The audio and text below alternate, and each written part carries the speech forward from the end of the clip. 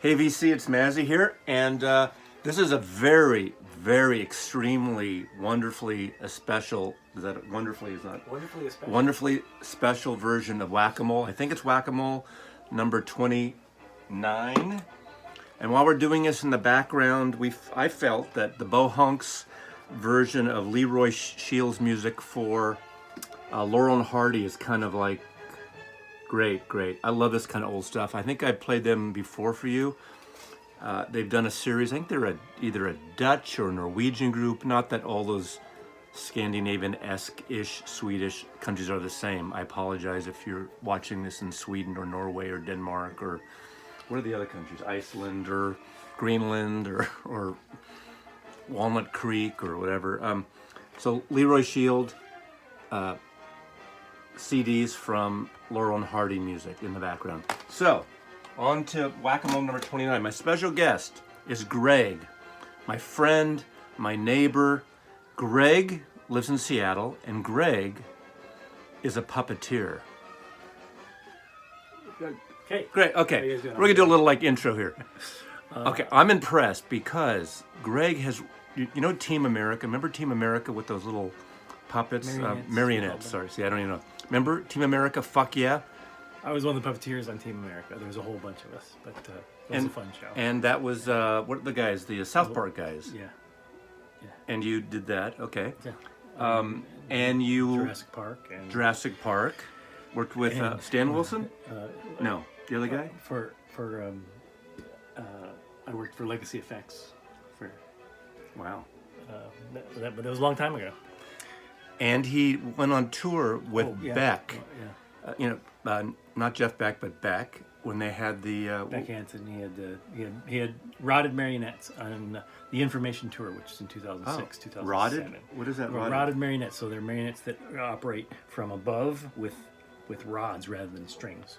Wow, I never knew that. And so he had us build these puppets that look exact replicas of the band members. And then while the band was playing, the puppets would just mimic exactly what the band was doing during the show.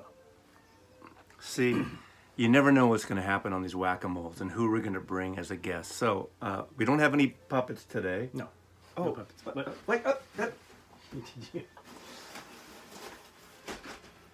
You do have a puppet. You have a...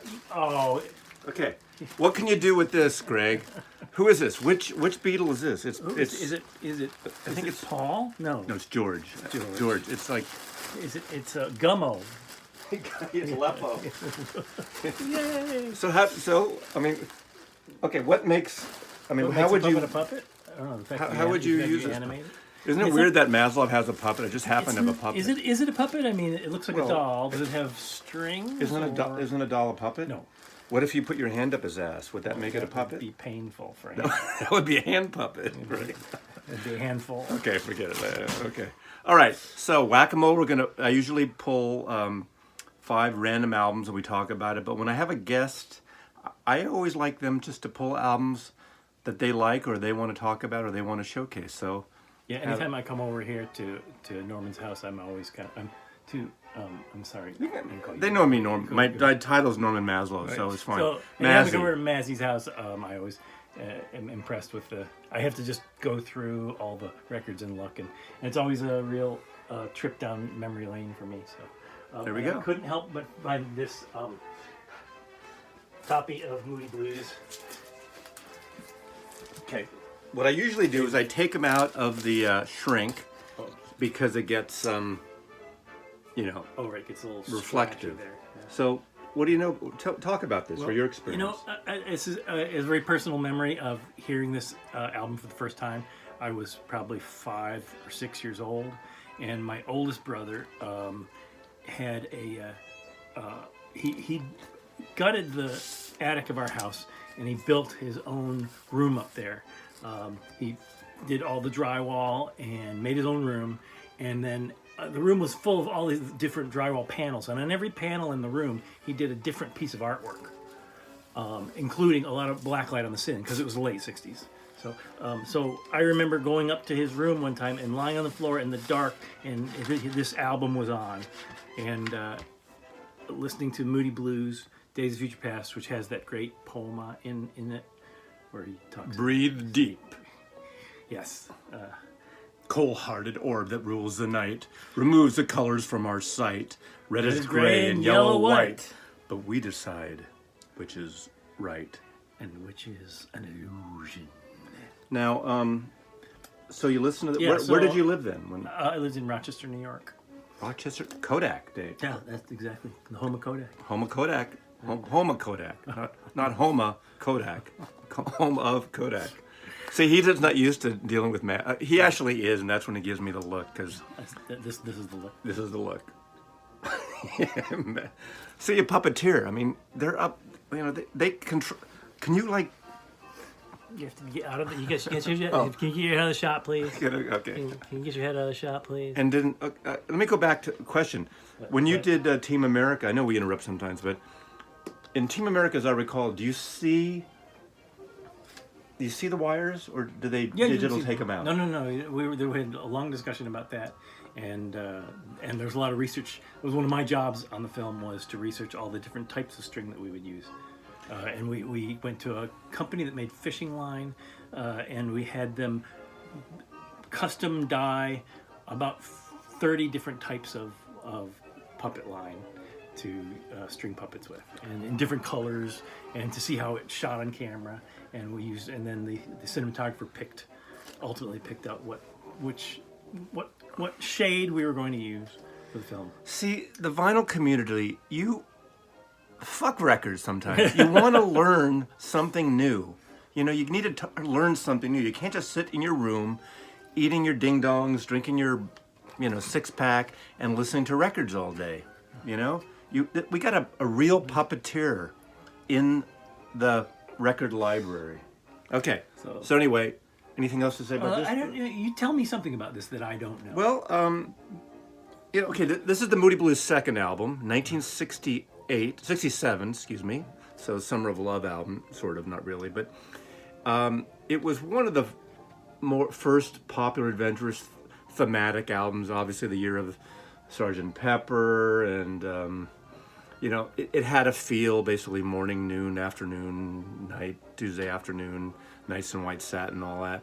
I imagine it kind of got overshadowed a bit by all the other. Well, no, this was actually no. This was one of the big albums of the year, and I remember I got this when it came out, or close to, or that year at least. Right. And again, this is their second album. Their first album, they were more of an R&B, the typical British UK band, the Moody Blues, that did a lot of blues stuff. The lead singer on their first album that was Denny Laine. Denny Laine would later work with Paul McCartney and Wings. Okay. But he left after that. His hit single was called Go Now, that he sang on. Right. Go Now, which is a very poppy single. And this is, I don't know the whole history of how this came about. But this is the Justin Hayward one, right? Where yes. He's the one that came in and really kind of he was in the band then too, but Justin Hayman and what's his name? How many other fucking names here? This is a German. This is in German here. Look, it says, haben die Moody Blues einig das Gatten woven und andere da Trafen gocken oder sie haben. Meine Hunde hat keine Nase. It must be a German pressing. Let's see. It says Decca London. Yeah, made in Germany. It's a German pressing. I think I have another one too. But anyway, I don't know what else to say. I mean, everybody knows this record. Probably most of you who are watching this know this. If you don't, and you like pop, psychedelic, orchestrated, really gorgeous melodies, you need this record. So, okay. What else do you got, Mr. Puppeteer? I'm intrigued by this cover. I was always a Frank Zappa fan. Shall I take it out of the plastic for you? I was a big Frank Zappa fan when I was in high school, but I always remember this cover. Just the artwork is just kind of amazing. Although I'm not particularly familiar with this particular album of Frank Zappa, so maybe you could tell me something. Well, it's one of his more popular solo albums. I don't know what else to say about it. In terms of the cover art, what's interesting about the cover art, it's by an artist named Neon Park. Neon Parks, plural, is it? Neon Park, singular. And hold this up because I'm going to grab something because those of you should know who Neon Park is. I believe he's still alive, but because he did Maslow, where are there? Okay. Neon Park did the covers to all these albums by Little Feat. Oh. You can kind of start seeing, maybe not that so much, but here. There we go. Okay. I know I should take the plastic off. Okay. But Neon Park was the artist who worked with all the Little Feat covers. An amazing, amazing artist. He's on other labels, so I think he did a few for Zappa. But actually, and the overlapping thing musically is Roy Estrada and some of the musicians that were in the Little Feat played with the Mothers of Invention and Frank Zappa, and I just thought of that. I didn't even think of that. What a connection! See, pop up. A goes to B goes to Z, and that's what you did. Jewish Princess on one of those records, and he got a lot of flack for that. So on the next record, he did Catholic Girls. That was on Joe's Garage. Okay, Catholic Girls was part of Joe's Garage. I think, but the Jewish one was first, and people got all pissy. Give me a break. An Arab guy, which he Lebanese person does a Jewish princess song. It was hysterical. I loved it. I got a funky little Jewish princess. Da da da da. Anyway, okay, Greg, number 3, random whack-a-ole number 3. Okay, I know we're doing a lot of older stuff, but that's just because I'm like I say, I'm having a little walk through my teenage years. This is Desire. This is the first vinyl album I ever bought. Wow. I think I was 12 or 13. This came out in 76. 75. Okay, yeah, I was 13 that year. So did you get this for your bar mitzvah? I'm Catholic. Oh. Is there a There's Catholic there was version? there was some guilty reason for having it. But I just always liked the album. I think I particularly liked the. This is one has Joan Baez plays on this one. Am I right about that? I don't even know if she's on. Emmylou Harris sings on a couple tracks. Okay, all right. Joan Baez might be on it too. Scarlett Rivera plays the violin. That's the thing I really remember from it. The violin. The violin pieces are really kind of amazing. And what was the hit single off this? Was it Hurricane off this one? There you go. Hurricane Carter. Great song. And then it has, I love this record. Every song on it. One More Cup of Coffee for the Road. Sarah, because he was breaking up with his wife. I don't know if she's breaking up then, but his wife was named Sarah. But the one song on here that I think if the politically correct people were to go back, like they go back now and everyone's upset because something happened 20 years ago, some comedian said something, some celebrities said something in a bit or in a movie. The second song on this album is called ISIS. ISIS. Oh. Well, okay, propaganda. This was, 75. Great record, right? Nice hat, Bob. No, it doesn't work. Yes. It's not the same, but what a great shot. Yeah. Anything else you remember about this? No, No? Is that it? Yeah. Okay. That's whack-a-mole number 3. So we got 2 more to go. 2 more whacks at the mole with our guest puppeteer Greg in Seattle, Washington. I became a Clash fan much later in life. Not during their heyday at all, but it wasn't until I was probably in my 40s, I think, that I really started to appreciate the Clash and Hold that up while you keep talking. And things that they did to kind of change music, particularly when they finally got to the States.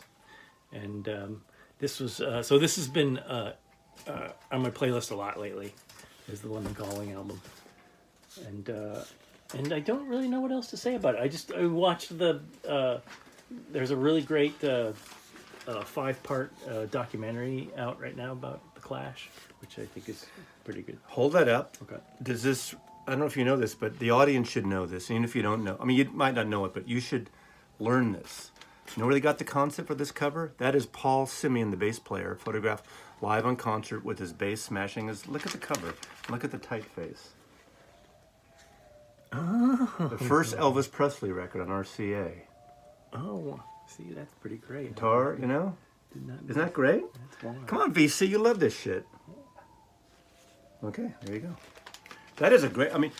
this is one of those albums, obviously they were still punk, but they really evolved, and I would say London Calling is their most mature record, or their first mature record. Yeah. Because the songs are developed. they're rock and roll. They're some retro reggae-ish. A couple of them. Obviously punk, but more melodic in some ways. Supermarket. What's that song? I'm stuck in a supermarket. I think Brand New Cadillac is a redo. Yep. Spanish Bombs is a Spanish great Bombs. song. Clamp Down, Guns of Brixton, and all the punk stuff. Which was, I think, Guns Brixton was written by the bass player. Okay, Paul Simeon. Yeah. Lovers Rock and Revolution. I mean, it's a great. I agree. Yeah, mean, I think this is Joe Strummer really kind of came to his own as a songwriter at the time. 1979, I believe. Yep, 79. Did not remember that offhand, but cool record. Okay, number. What do I got left? 1, 2, 3, 4. Technically one more, but if you're in the mood, you feel it. If you can go all night, as they say. Haha. This is another. Nudge, nudge. This is another album from my early years, from having siblings that were 10 years older than I was, and when I was a little kid. Hello, darkness, my old friend. Hi. Yeah, the whole Simon Garfunkel collection. I'm really happy. I really love, and even all Paul Simon single stuff. But this is one of those first. This is probably the first album I ever heard of theirs. You know, in one of my older siblings' bedrooms. You know, back when it came out, and I was probably 4, 5, 6 years old. Here's an interesting story about this album and about this period of Simon & Garfunkel. This was, I believe, their second album. If I'm wrong, someone's going to post it because you all know better than we do. But Sounds of Silence, a version of that was on their first album when they were more of a straight-ahead folk band. And it did okay, but it wasn't a big seller. It hardly sold, so they were getting sort of frustrated, and they almost kind of broke up. And they were friends since high school, or junior high school. They've been playing professionally since they were like 15? Something like that, yes. But then they kind of like put on hiatus because the record didn't do anything, and all of a sudden, and Paul Simon goes to London, writes some new songs. In fact, there's a record that came out years later that he did all these songs solo in London. It's a great record. But in the meantime, during this period, all of a sudden, the Byrds were on the charts with Miss Tambourine Man and Turn, Turn, Turn. I don't remember the exact dates, but all of a sudden, the folk rock, folksy stuff. the folk rock boom was happening.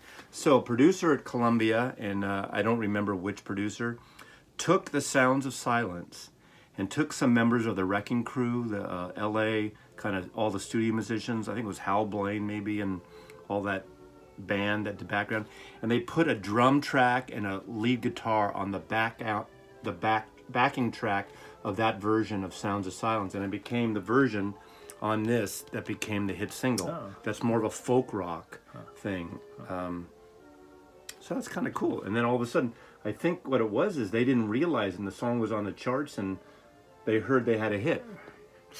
And history was made.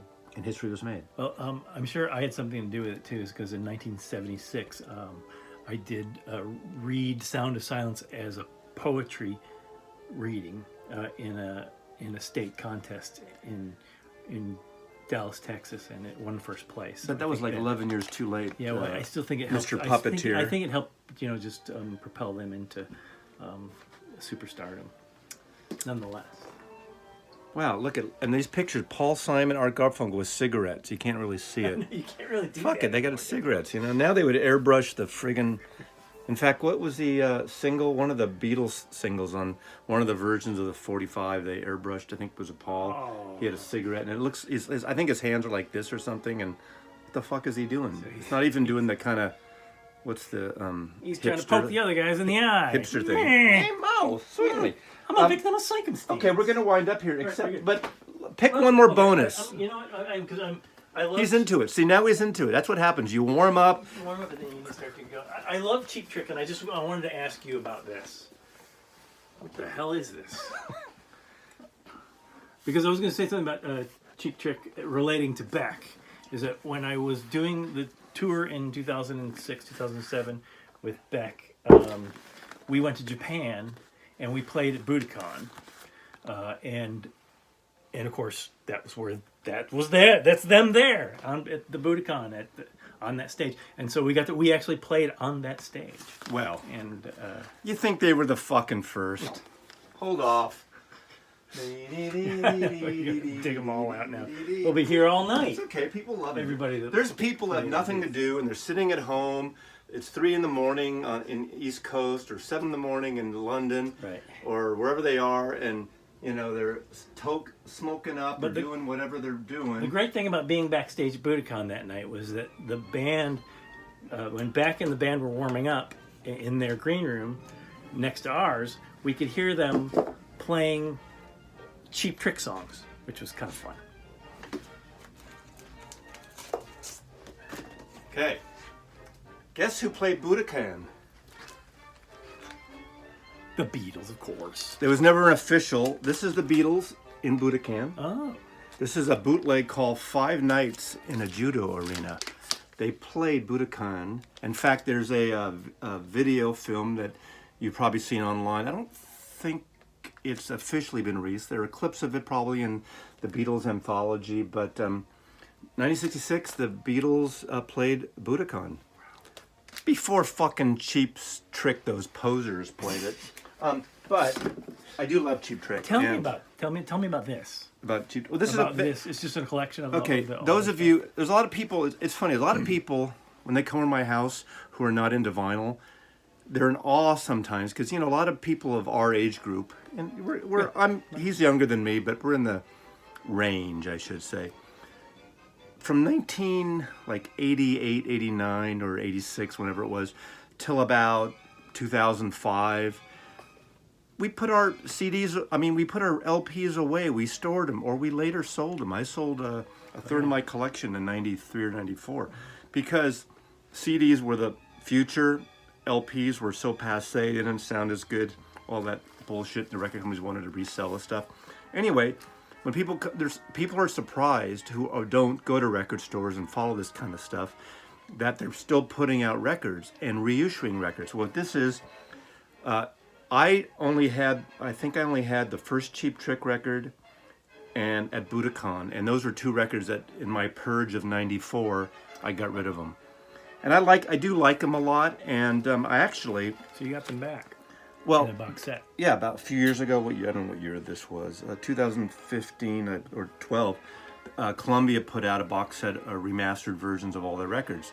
When this album came out, when it first came out, I worked in the record biz, and Columbia Records had a showcase. And I mentioned this in one of my other videos. I know I did, but basically at the Old Waldorf in San Francisco, we all went to see a club presentation of Cheap Trick playing live, and nobody knew who they were. And so this album came out, and I got to see them. The only time I ever saw them. But then, they sold pretty well, not huge, until like Greg says, the Budokan album, I Want You to Want Me. Remember that? That was a huge hit. It's amazing when a live album really breaks an artist. Kind of like Peter Frampton. Frampton Comes Alive. Well, and who knew that they had so many fans in Japan? All these screaming teenagers in Japan that knew all the words in English. Yeah. Yep. Or well, at least they knew the English words. Yep. They didn't necessarily speak English. And another Beatle connection. A lot of these records, I'm not sure which ones. I can't see here, but some of these records were produced by a producer named Jack Douglas. Jack Douglas was brought in by Yoko in 1980 to do what was going to be and became John Lennon's comeback album, Double Fantasy.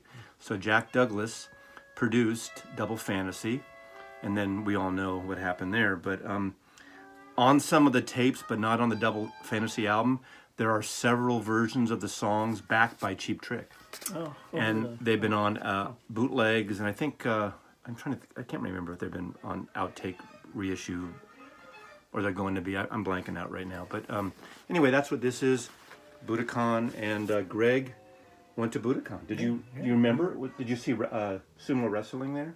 There were no sumo wrestlers. I've never been to Japan. It's a worthwhile trip. Yeah. Okay. Anything else? Any last puppeteering things you want to tell people? Yeah. Tell me before we close. Tell the audience one puppeteering trick. I can't disclose any tricks, but I can tell you an anecdote. Okay. Let's see about Team America when we. There's the famous sex scene in Team America. Oh, the sex? You mean? Oh God. Yeah, and it was funny because the morning we were going to shoot the sex scene, Trey Parker, the director, got us all around the table and said, okay, we're going to shoot the sex scene today. And he goes, I know you guys looked at the script and it's really raunchy. And he goes, I apologize for that. He says, but the reality is we're never going to use this in the film. He said, this is a decoy for the censors. He says, we're going to shoot all this, but it's all going to get cut out. And we're going to, so that we use this so that the censors will cut this out so that we can save more juicy stuff that we want to keep in the movie. So we're using it as a bargaining chip. But unfortunately, then it was also, I guess, that was one of the first films that came out. They started coming out with this unedited versions would come out on CD then. And so that came out in an unedited version. And so that it wasn't became in very theatrical? no, it wasn't in theatrical. Oh, so I never saw it in the theater. Yeah. My son Joseph Or was it supposed loved that film. And when it came out on DVD, we watched it like 10 times, you know, when you have a young kid. Right. And it was hysterical. It was one of the funniest things I'd ever seen when I finally watched it. It's still, I think it holds up pretty well. It's great. It's great. Team America, fuck yeah. So were the puppeteers, did they have bathrobes on set in between takes? You know, like when they're on set nude, you put the bathrobe on for modesty. So the whole crew, you know, the big like, you know, 300-pound gaffer who just like ate all the craft table shit is sitting there gawking at, what was the puppeteer, the girl puppeteer on that, do you know? The one who was in the sex scene. Did she have a name? Oh, the girl, the puppet?